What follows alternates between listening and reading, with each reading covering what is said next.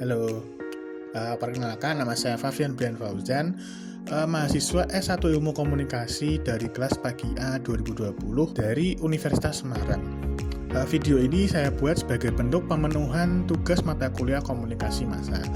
Pada video kali ini saya akan membicarakan beberapa hal terkait dengan komunikasi massa yang dilakukan oleh pemerintah dan media massa selama masa pandemi COVID-19. Yang pertama adalah peran pemerintah sebagai sumber informasi utama dalam penanganan pandemi COVID-19. Menurut saya, dalam menghadapi kasus COVID-19 ini, pemerintah terlihat kewalahan dan terkesan kurang persiapan dalam penanganan COVID-19. Ini bisa dilihat dari terjadinya beberapa miskomunikasi antar pejabat pemerintah dalam penanganan COVID-19.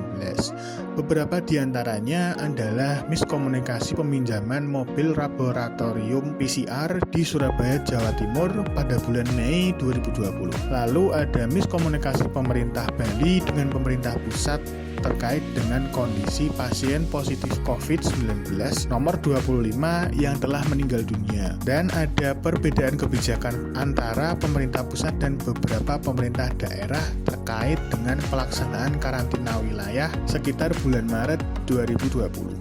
Yang dimana pemerintah daerah memutuskan untuk menerapkan karantina wilayah terlebih dahulu. Padahal Presiden dan pemerintah pusat mengkomandokan untuk mengadakan PSBB, bukan karantina wilayah.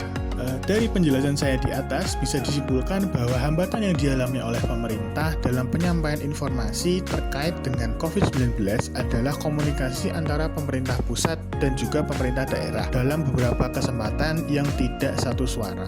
Yang kedua adalah mengenai bagaimana cara media memperoleh sebuah informasi yang akan disampaikan kepada publik. Media biasanya bekerja dengan cara mengutip kalimat-kalimat yang berasal dari pejabat pemerintah yang mereka anggap penting untuk diketahui publik.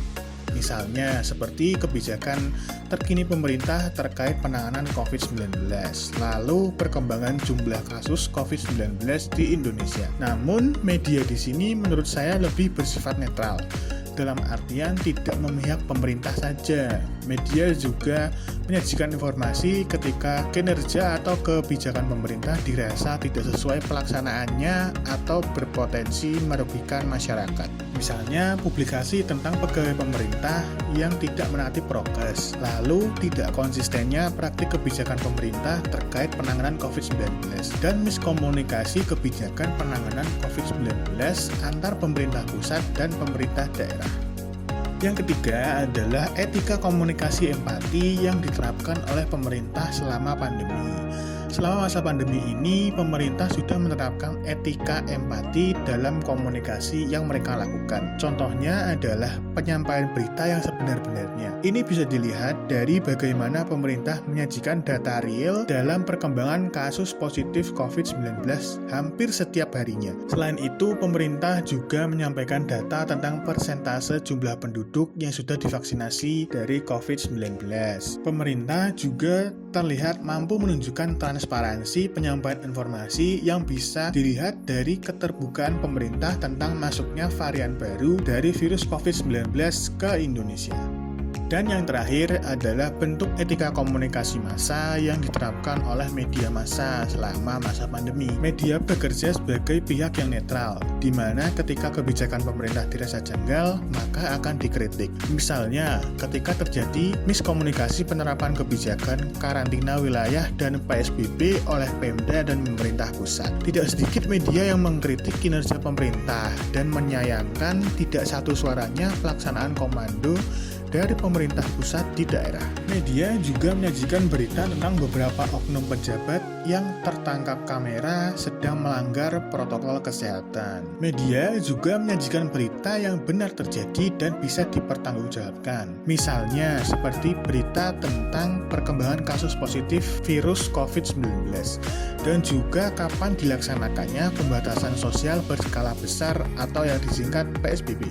Namun pemberitaan yang dilakukan oleh media massa juga memiliki sisi negatif. Media seringkali menyajikan berita tentang dampak negatif negatif dari COVID-19. Ini tentu akan membawa dampak buruk bagi para audiens yang menyaksikan berita tersebut. Munculnya tekanan psikologis dapat membuat imunitas tubuh mengalami penurunan dan akhirnya membuat tubuh semakin rentan terpapar virus COVID-19. Kesimpulan dari materi ini adalah bahwa kerjasama yang saling berkesinambungan antara pemerintah dan media massa dalam penyampaian informasi kepada masyarakat itu penting, sangat penting. Transparansi informasi dari pemerintah dan tanggung jawab media massa dalam menyajikan sebuah berita merupakan hal yang sangat dibutuhkan oleh masyarakat. Rasa kepercayaan masyarakat inilah yang harus dijaga oleh media massa dan juga pemerintah.